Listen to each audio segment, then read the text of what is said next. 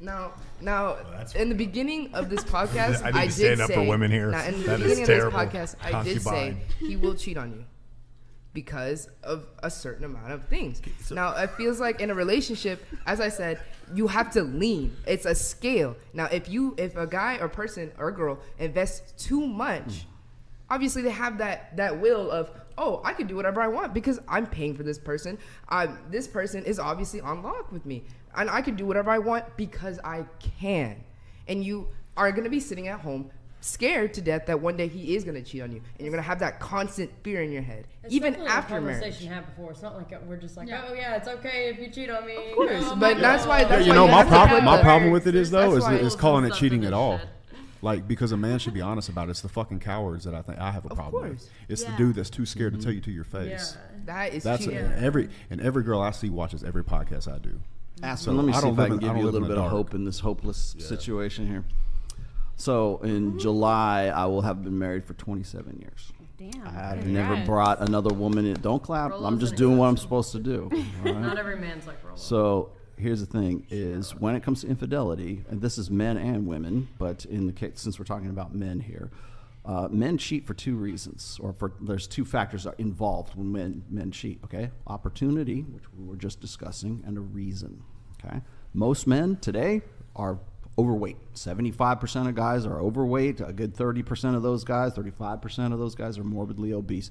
He's 100%. Walk through any major airport right now and you will see just how optionless, just by looking at these guys, that these guys are not going to cheat because they have no one wants to fuck these guys. Okay, simple as that.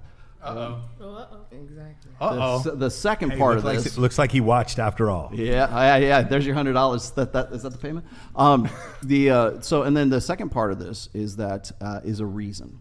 Okay, a lot of guys have a reason to cheat. They just don't have any opportunity to cheat. Nobody wants to bang them. Okay.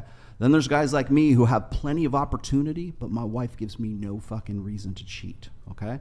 So when I come on a show like this, you know what we do every other week, right? I'm going to places. My wife trusts me implicitly, and I have respect for my wife as well. It is closed on her end and closed on my end, and that's the way it's been for coming up on 27 years right now. So people in the red pill will say, oh, Rollo's red, he's red pill, he can't be married, or he can't be married because he's red pill, right? They don't know. I'm confusing to them. That's why I get in trouble with sons of bitches like Matt Walsh and Ben Shapiro and Lauren Chen, because they don't know my background. They have no clue what they're talking about. 90% of the people who are critics of the red pill simply don't know what the fuck they're talking about. Yeah. So when I am out there and I'm talking about this stuff, people want to, like, for instance, I've been married longer than Ben Shapiro. I've been married longer than Matt Walsh. I've been married longer than 90% of them. And I'm very much in love. And before we came out here, I knocked it out with my wife. Longer than Steven Crowder? Longer than Steven Crowder? Well, no. Yes, actually, longer than Steven Crowder. But again, but see, when I say that, it sounds like a flex. I'm not trying to flex, and that's why I said don't clap, okay? Because that's just the way my relationship works. It doesn't work the same way that there's, and it's a lifestyle choice that I happen to be in, and I will, be happy. I'm happy where I'm at, where it's at. So it's not a lack of opportunity. It's a lack of a reason, because my wife takes care of me sexually and in every other sense as well. So it's not, I'm not in a polythrouple. I'm not in a fucking, open relationship. I know it sounds odd. I hope it makes a comeback someday, but it's closed on my end and it's closed on her end. You know what else? She doesn't advertise on fucking OnlyFans or Instagram or whatever. You can go, it frustrates the fuck out of my haters because they go and they try to find my wife on OnlyFans or they try to find her on fucking Instagram or Facebook. She simply doesn't have social media. That's it. So you can stop looking. Okay? I can appreciate that they're disclosing that to their wives or significant others or whatever, but I think pushing that message will harm society and not.